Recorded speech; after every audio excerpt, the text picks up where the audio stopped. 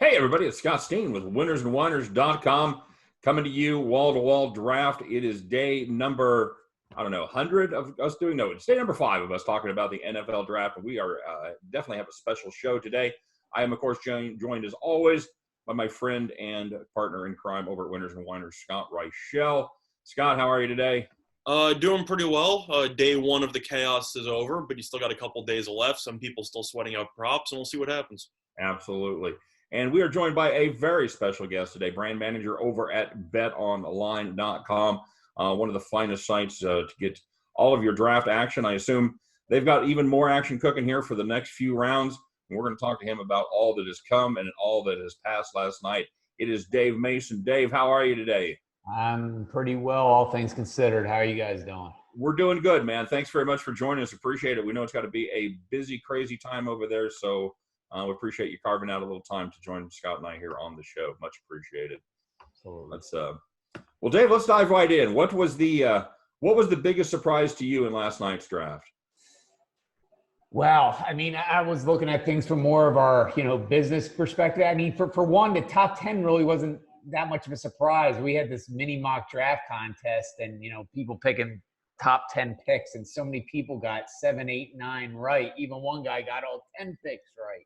So we're paying out a lot more bonus money from contest money this morning than we thought we were going to. I mean, shoot, I think I filled it out just like last minute to test our contest software, and I think I got 8 right, and I just didn't even take it that seriously, just going off of, mock drafts and what I chatter and everything. So yeah, the top 10, wasn't too surprising, but we did real well last night. I mean, the big one was Ruggs going where he went. I mean, that just triggered so many good props for us. The under 13.5 hit. First wide receiver drafted. I think we had it at like plus 800. That was a big winner for us. And then we had, the top 4 receivers, all like, what would the exact order be? And Ruggs, Judy, Lamb was 18-1, and that was just a big winner for us too. So that was a little surprise for me, and a nice surprise. So yeah, but I mean, it was a good draft for us. I mean, drafts are so hard for us to book action on, but this year it was a lot easier for us just because there's not a lot of other sports going around. So, right. A couple of our best guys, the guy who managed it for us the last month and a half, I mean, he's usually our best NBA and MLB guy, pregame guy. So, he's pretty much sitting on his butt with nothing to do. So he took the draft and he ran with it, and he did the best I've ever seen anybody do the draft and doing this a long time. Outstanding. Of course, that was going to be my next question. So overall, you guys ended up being pretty happy with the results of the draft, and just enough curveballs to make you happy. Yeah, ecstatic, man. It's about the turnover too. I mean, people have been chomping at the bit to bet on something, and people are betting on stuff, but it's not the bread and butter stuff. So anytime we have the NFL, our most important sport, and people just pile back to the site. People who we haven't seen since all the sports went down came back, redeposited, got in on the action. So that we're just as pleased with that. That's what I was going to ask you. How much more action did you do on this year's draft than your best draft ever? I'd say, I haven't done exact numbers yet, but I'd say about 4 or 5 times more than we've ever done. It was just that crazy, and we won again too. And it's hard to win on these, so real good for us. Nice. Outstanding. Scott, what do you got, Scott? Yeah, so my first question for you is, I know that Ruggs was a good result for you because he was roughly plus 800 to be the first receiver taken, and those long shots, people tend to bet on some of the favorites on those props. What about the running back prop? I know that there was a lot of sweating going on for that 32nd pick. Some people had no running backs taken in the first round. Other people had either Swift or Taylor to go first, or even Dobbins, and Hilaire was a huge underdog on that one.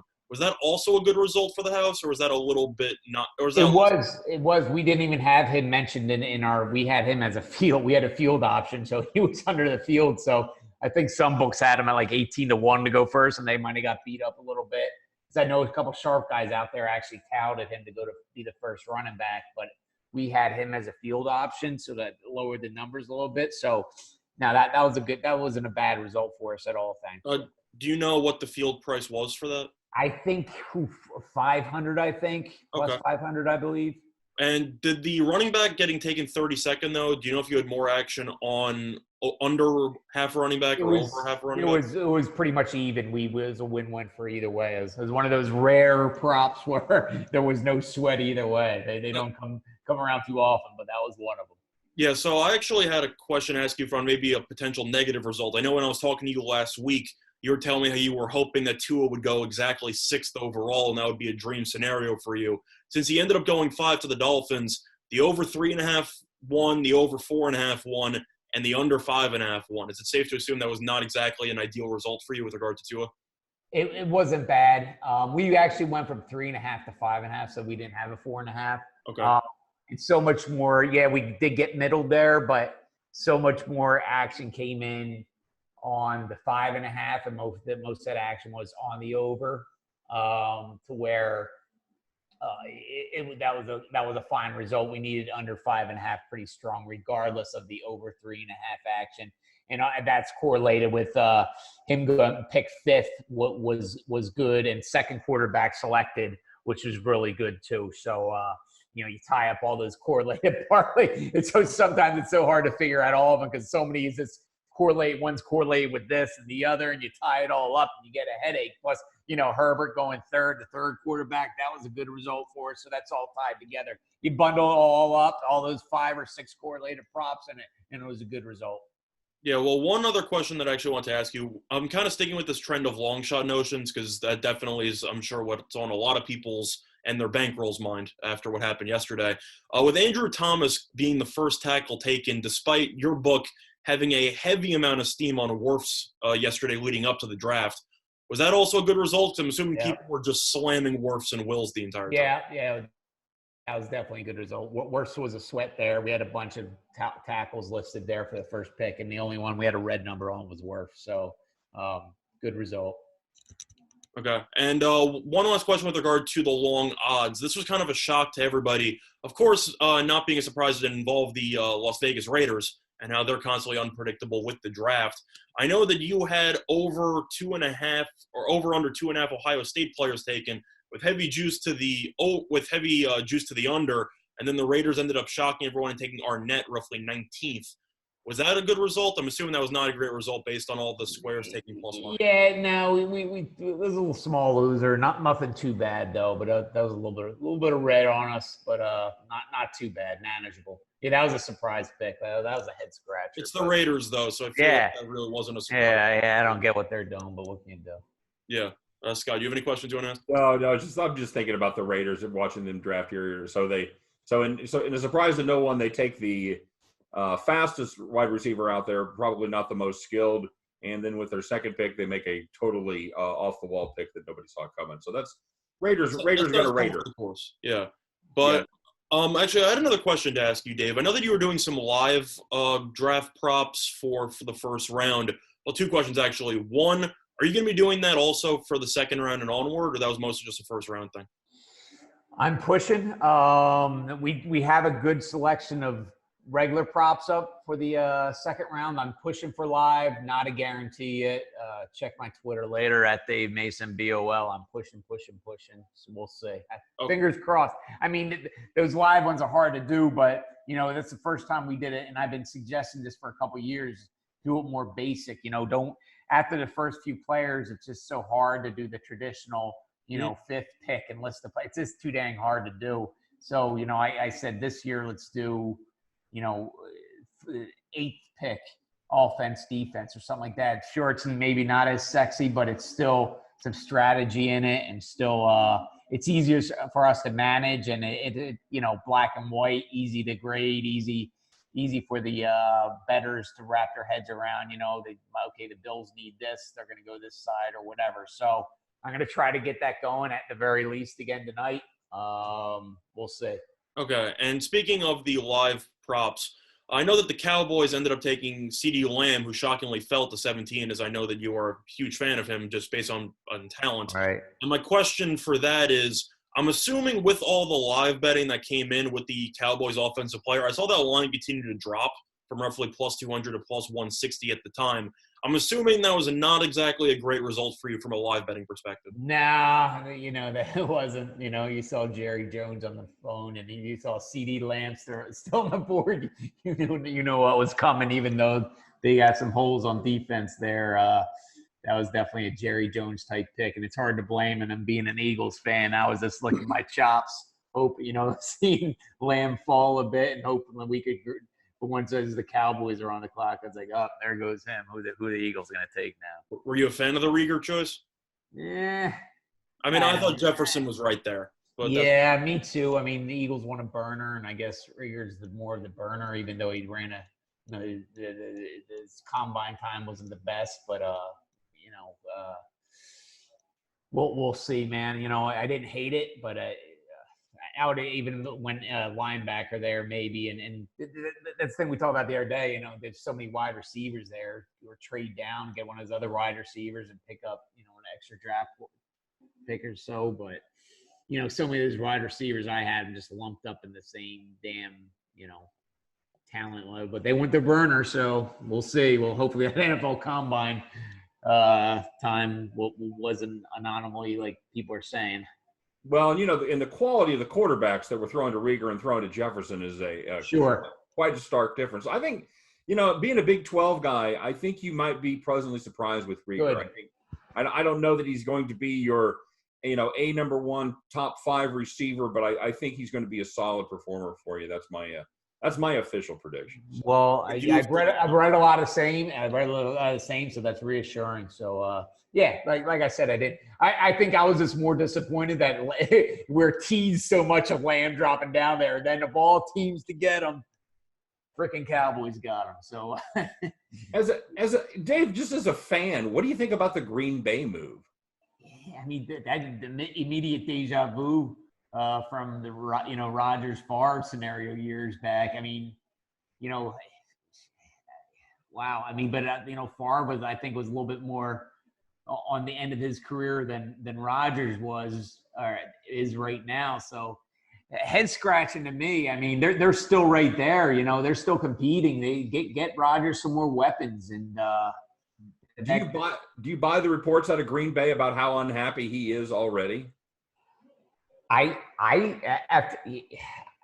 do. I mean, he always has that kind of attitude, right? That kind of smug kind of attitude around him. I could totally see him not being pleased with that pick. I was seeing stuff on Twitter even while the draft was still going on about how Rodgers is furious about the pick. I'm like, how does anybody know that? Some of that was trolling. I did know that some of that was some fake accounts, and that kind of started the ball rolling on people retweeting and everything like that. I do know, though, that the Packers have not drafted a skill position player in the first round since 2005. Jesus. I don't know how exactly you do that, but apparently that's a Packer tradition that people have started to embrace. I don't agree with it. I mean, I'm not a big Love guy. I think he's got potential. At the end of the day, though, didn't they just have a bye in the playoffs and you're already drafting a replacement? Right. That's a thing. I mean, if they're on the downward, you know what I mean? If they were like, they were 8-8, 9-7. Yeah, if they missed the playoffs last year. Yeah, or if they just squeaked in and it's like, okay, with the writings on the wall, that's one thing. But they're still right there if they're healthy and then plug a few holes here and there, and they make a run for the Super Bowl. Get some more talent. Wait for the backup quarterback another year or two down the road. It's especially with so much talent on the board still. I mean, there are some weapons out there, right? I mean, we've all talked about the receivers and everything, and there are some weapons out there. So. Yeah, I think we're on the same page on that one. But one thing to ask, though, since we were making fun, or at least discussing with mostly negative intentions with the Packers in the first-round selection, I know that you entered the draft as a big Tua guy. Does that mean you believe that Miami was one of the winners in the first round? I'm a big Tua guy if he stays healthy, right? Like everybody, you know what I mean? It's shoot. Yeah, I like the pick. I like the pick. I like what they're doing down there. I take him over Herbert, absolutely. And they had to take a quarterback there, I think. No brainer if you ask me. So get to it, absolutely. I like the pick. It was when I saw that news all week that Herbert was going to be the number 2 quarterback, I was just, yeah, man, I don't know. I'll take Tua. 9 days out of 9 with the injury concerns rather than Herbert. But Yeah. so I'm not surprised, but I'm disappointed that the Chargers took the bait on Herbert. Like, in hindsight, you look back and just say, if one team would do this, it would be the Chargers. But I still don't get what the appeal is, and we talked about this last week. Yep. He looks like a quarterback. He looks the part. He's got the big arm. He's got the size. Yeah, that has never hurt anybody ever before. As a Chiefs fan, we were really, really rooting for Tua to go to the Dolphins, and knowing the Chargers were going to Charger and take Herbert with the next pick, and that's exactly what they did. It really, other than our pick, which I was kind of, I'm not thrilled about. I thought it worked out really well for the Chiefs with everybody else in the division. Well, who did you want at 32? Because I know Terrell was originally our thought, and he was off the board. I thought the best player available was probably Chin at that point, and like we were talking about off air, we really didn't need a safety. So I'm not McKinney potentially. What's that? Could have gone McKinney potentially as place. Could have gone McKinney. All the cornerbacks that I really Gladney was the last one that I really thought we would have possibly considered, and of course he went to pick before us. I wasn't super unhappy. And of all the running backs, I think you and I talked about this yesterday, Scott. I liked Edwards-Helaire the best. I really thought he was my favorite running back out there. I was thrilled that if they were going to take a running back, that's who they took. I don't love his size. I don't know how he's going to be blocking because that's good pass catcher though. Yeah, he's a good pass catcher. So important in the Chiefs scheme to be able to block. So we'll see what happens. But I think he's going to be able to. Kind of just slowly integrate into the system, maybe get, 4 to 6, 7 carries a game, catch a couple passes, and, we'll see what happens. Yeah, so just a quick question for Dave. Based on how the first round ended up going out, was there any players that you were particularly shocked that went in the first round or that didn't go in the first round that you expected? Well, we already talked about the cornerback for the Raiders. Yeah. He's a shocker. The Raiders should be in a separate category. Okay, so the other 31 teams and then the Raiders, right? Yes. Gotcha. I feel like you could do that and nobody would argue. Right. Shocked. What didn't seem like there was as many big surprises this year to me. Like I said, that top 10 was predictable for me. Well, there were no trades, so yeah. No trades. A lot of stuff just fell into place. Of course, the back end of the round is always kind of a little bit more surprising than others. It can go either way on a couple of those guys, but looking at it, not really. I mean, there's still a lot of talent on the board. I guess the running back. We had DeAndre Swift going in the first round if a running back got selected, so that's a little bit of a surprise. But that kid's talented, so those running backs are always. It seems like there's very often a surprise which one goes first. So, not too big a surprise outside of the Raiders. Yeah, well, I know personally, I was kind of sweating the Swift thing at the end. Because of the fact that I actually won a bit of action on your book, I had over 1.5 Georgia players. And then for some reason, the second offensive lineman got taken. I didn't have to sweat it anymore, which kind of blew my mind. But that ended up happening. But question in the draft, I know that you're an Eagles fan, but was there any team that you particularly thought won the first round? Was there anyone who just looked at what they did and said, that's a perfect fit, good for them? Oh, wow. I mean – I like Simmons. He was my favorite prospect. Henderson, I love Henderson. I mean, a bunch of his offensive tackles. Becton, Worse. A lot of solid picks. I mean, of course, as much as I hate Dallas, CeeDee Lamb going there. I mean, I'm really jealous on that one. Again, being an Eagles fan. So yeah, Judy in Denver. I like Judy. I like the Kinslaw pick, the San Francisco 49ers at 14. People thinking it was going to be a receiver, and I thought about that a lot too. But they fill that receiver need later in the first round, and then take that stud defensive tackle, the best defensive tackle on the board. They filled 2 needs with those 2 picks in the first round. So yeah, those are some to name a few. Okay. Yeah, nice. Now, a question with regard to some of the props that you put up on the second round. I'm actually looking at some of them right now. Have you already seen – I know that these props haven't been up for the longest amount of time, and I know that the draft is still a couple of hours away from the second round. But the question I have is, have you already gotten a steady amount of action on the second round props, or do you expect to see less just because the first round is over? No, I mean, people are still betting them. There's nothing else to bet on, right? Yeah, that's what I was asking. Yeah. You know what I mean? This is without a doubt the most, just like the first round, this is without a doubt the most odds we've ever had on the second round. We'll do more second round action than we've ever done on a second round before, or I should say second day. So yeah, is it going to be like yesterday? Absolutely not. Absolutely not. Mm-hmm. But it's still a pretty good handle. Yeah, no, great handle. It's going to be great because I mean, and again, it's sure ping pong and the Sims or all that stuff are doing better than I'd ever expected. I'd ever dreamed of. It's still not the NFL, right? So Yeah, this is the Brett, and the people how many people just returned to the site and to bet yesterday was just awesome. And yeah, Dave, and I was going to ask you a little bit about that. Just a question away from the draft, just a little bit. Sure. With all the other crazy sports, the Belarusian soccer, the Russian table tennis, how do you decide who becomes an instant expert over there at your place and handles the risk management on those peripheral sports? Yeah, I mean, stuff like, let's say, like the Russian table tennis, or Ukrainian or whatever, that's getting so much action. And you know, we're not coming up with those odds ourselves, right? When all the sports went down 6 weeks ago, 7 weeks ago, whenever the heck it was, we started looking out at sites around the world, what other sports are going on, you know? Right. Sure, March Madness is done. Sure, NBA is done. NHL, all our bread or butter are down for the count. But what else is going on out there in the world? There's got to be something. We found some site offering Russian table tennis, a.k.a. ping pong. Mm-hmm. We're like, all right, let's get these odds up on the site.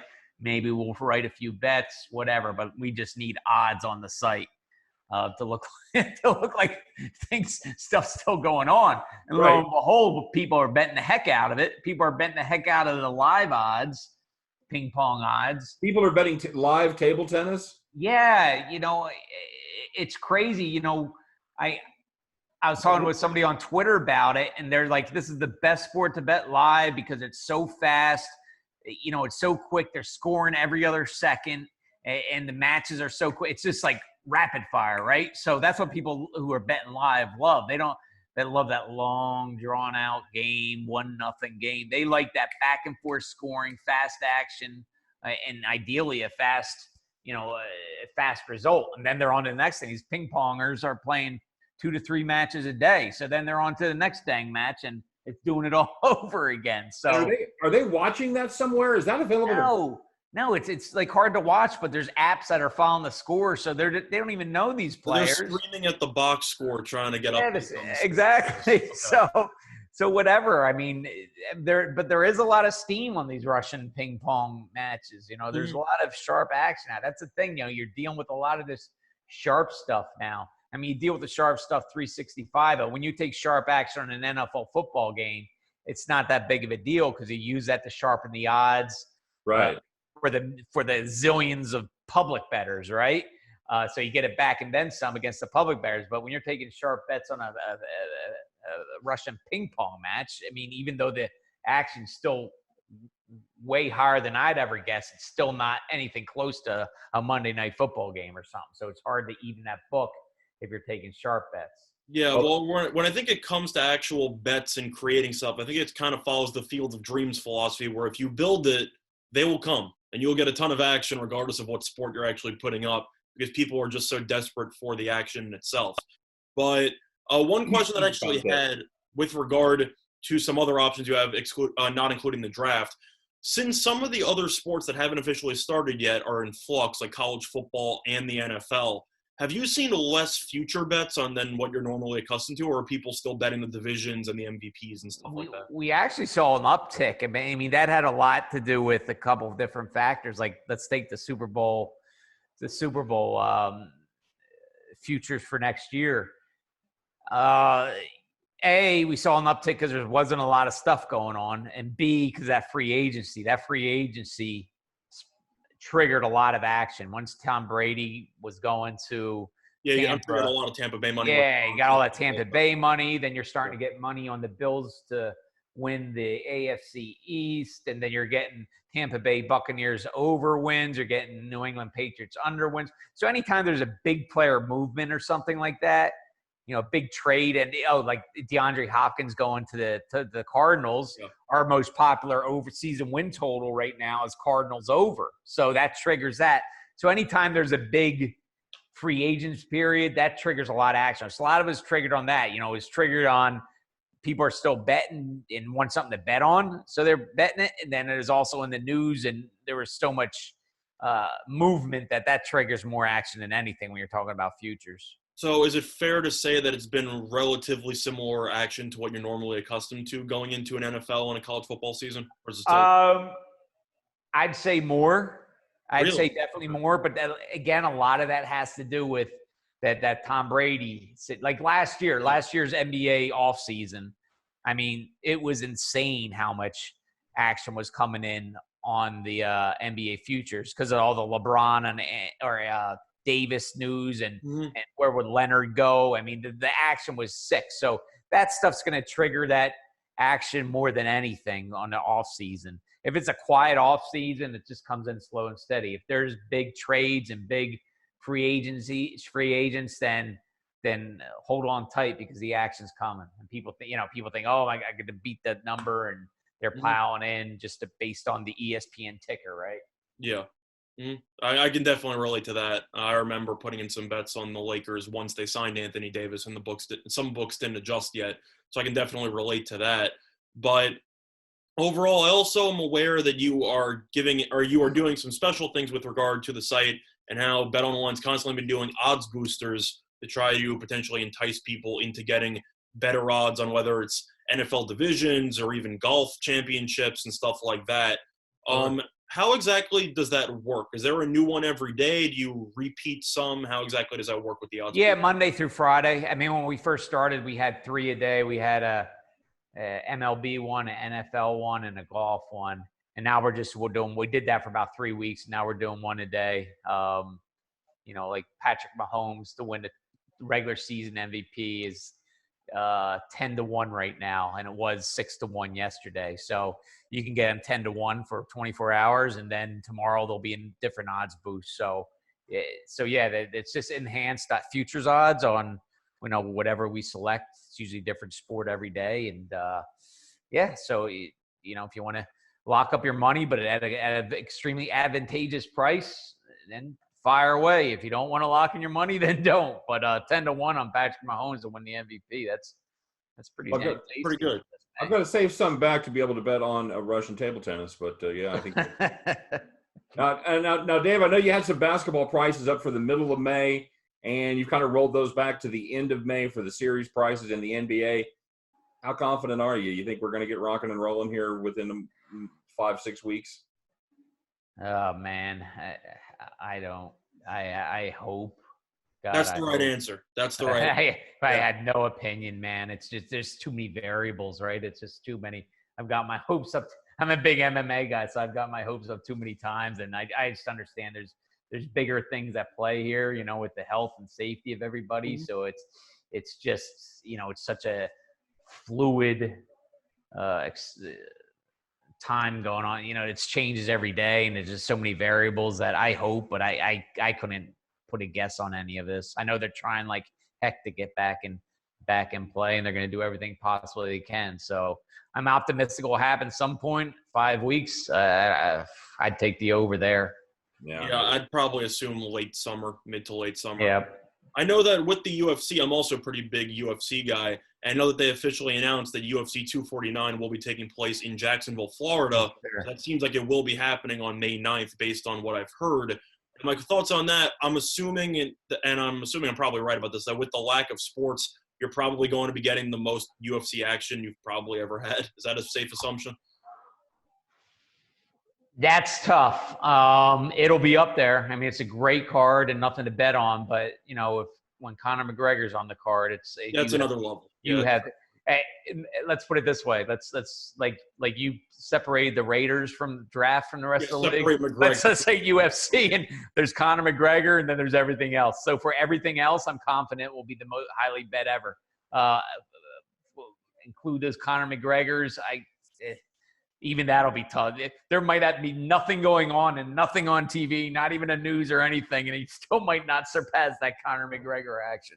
So I'm guessing that means that Connor's probably your favorite fighter. Is that a safe assumption on that? For action, absolutely. Absolutely. Well, who's your favorite fighter outside of action, just as a fan of mixed martial arts? Oh man, I got a lot. All time Dan You can list them Henderson. off. You can list them off. All time Dan Henderson, man. Chuck Liddell. They were just awesome. I watched Henderson's fight against Rua again the other day, which I think that was a classic. Yeah, I was on Henderson there. He's a very small dog there. That was a classic. I think he might have lost that fight. That was one of those that could have went either way. The Rua one he won. That was the thrilling one that he ended up winning in 5. But that fight was an absolute war. I mean, Henderson's got one of the filthiest right hands in the history of the UFC. So that's the level. Yeah, yes, I'm also a pretty big UFC guy, so I'm looking forward to seeing that card as well. That'll be fun. So now we're all about to become golf experts. Do you anticipate how much more golf action do you think you're going to get on the first PGA event there than you normally do? Are you anticipating? That's early June, I believe. I think. Yeah, I mean it'll be 8th of June. I think is the weekend there. Yeah, as long as Tiger's in it. Again, that's another kind. It's a Conor McGregor thing. As long as Tiger's healthy and he's in it, it'll set records. Absolutely, it'll be the most heavily bet PGA tournament ever here, without a shadow of a doubt. If Tiger doesn't play somehow, God, I hope he stays healthy. If he doesn't play somehow, then it's the same thing with Conor McGregor. There's everything else, and there's Conor McGregor events. So there's it wouldn't be. I doubt it'd be higher than last year's Masters. It would still be big, but it wouldn't be as big as that last year's Masters. Right. Very good. Yeah, it should be. Scott and I will probably be doing a 2-week run-up of where all we talk about is golf before that event. But I'm really looking forward to factoring in the direction of the wind and where the wet it's going to be where the bunkers are. Yeah, it's definitely going to be a unique experience from a handicap perspective. I know I bet on golf before. I was kind of an in-hole better for a little while, where I was kind of just looking at some of the adjusted lines, looking at matchups in between. Because if one guy struggles early on, they might adjust some lines and they might overcorrect, stuff like that. But, of course, everybody knows that when Tiger's in golf tournaments is definitely more exciting than when Tiger's not in golf tournaments, as I think Tiger probably has attracted the biggest draw into golf probably ever. I think that's I don't even think there's any question. Is there, Dave? Oh, absolutely not. I mean, if Tiger's in an event or not in an event, I mean, that you're talking about twice the action. I mean, it's like I said, the Conor McGregor, same thing. It's just the action goes through the roof. Everybody's betting on him, and it's without a doubt. That's why, like I said, you cross your fingers that he'll play in that PGA. If he plays in that PGA, there's no shadow of a doubt that will be the most heavily bet golf event we've ever done in the history of the company. Yeah, by the way, since we've been talking about all the sporting events that are either available now, despite how limited those might be, as well as some that might be coming in the future, I know that the BetOnline official eating contest ended, and Joey Chestnut, to the shock of everyone, won again. I'm curious, how exactly did that go? Did the books make out pretty well, or did everyone pretty much just have Chestnut from the get-go? No, I mean, Chestnut was a heavy chalk, so people are taking that underdog money. Especially after he struggled on the Oreos. Struggled on the cookies, yeah. Yeah, he almost got upset. If it wasn't for that time penalty on his Lesko, Lesko, whatever her name is. We know you're competitor. Yeah. She had those Oreos everywhere. She was wearing more of it than she had in her stomach, I think. So she got the 10-second penalty, and that made Joey the winner. And but a lot of people lost faith in him there and bet on the other side. So it was still a winner. We definitely wanted OG to win from a money standpoint, but we did okay.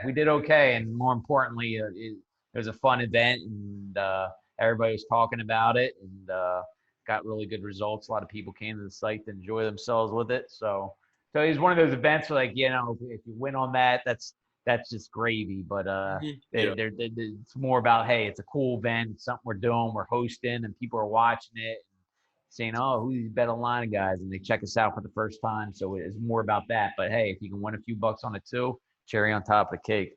That's fantastic. Dave, I know you talked about doing the odds boosters on a daily basis. Are there any other specials that you want to talk about for new players or reloading players over there at Bet Online? Absolutely. We have the biggest bonuses in the business. Head on over to betonline.ag/promotions for all the bonuses. And we also have a casino and a poker room too. So, whereas sports are a little bit on the back burner right now, our poker room and our casino are busier than ever. Those guys are doing the heavy lifting right now. So if you want to play some blackjack or a huge poker tournament, some Texas Hold'em, we have that here for you as well. I think Scott and I both take advantage of the poker room on a daily basis, so I can definitely speak from experience there. I definitely use the poker room. I try to take advantage of other players, so there's a slight distinction on that one. But yeah, I'm definitely a huge fan of BetOnline's poker room. I use that almost every day. Very good. Scott, did you have anything else for Dave before we let him get out of here? Yeah, since we're talking about the draft and how it's going to be continuing tomorrow, how do you hope the rest of the draft goes for your Eagles? Oh, boy, let's get a linebacker tonight. I'd add another receiver, too. Is there anybody on your radar who you want? Well, I'd like T. Higgins personally, but I don't think they'll go receiver second round, and he won't be there for the third round. So that's who I would like, but I don't think it's realistic for me to ask for that. So You think go edge rusher, linebacker. You think the Eagles should have potentially traded up to get Lamb last night? Yeah, that's what I was hoping for. Absolutely. He was right there, 4 picks away, and they could have traded up, I think. And yeah, Howie for some reason always seems to need to be the smartest guy in the room. Yeah, it's annoying. He's always like that. He's pulled off some crafty personnel decisions, but I don't think the draft is really his strength. I'll tell you what, though, those moves would have looked a lot worse if you hadn't won a Super Bowl a couple years ago. So I hear you. Just keep that in mind. I hear you got a ring, so you get some leeway there, but we'll see. We'll see how it plays out. Yeah, but hopefully it all works out for either the Eagles or for anyone who's watching in their respective teams. Hopefully your guys don't completely screw up the rest of the draft. So except the Cowboys. Very good. Very good. Well, Dave, thanks very much for joining us. Glad you guys had a good night last night. Wish you continued success for the rest of the NFL draft and for the rest of the season, whatever sport it may be. I hope you keep the action going on Russian table tennis and Guatemalan soccer and whatever. Any other special Bet Online things like the eating challenge? Anything else you guys might have on the horizon you can share with us? We're always working on something. You guys will first to hear. Check my Twitter, and we'll be tweeting about it. And we're working on all sorts of fun stuff. And what's your Twitter handle for all of us that want to follow you over there? At Dave Mason BOL. Very nice. Very nice. Well, we appreciate you being here, man.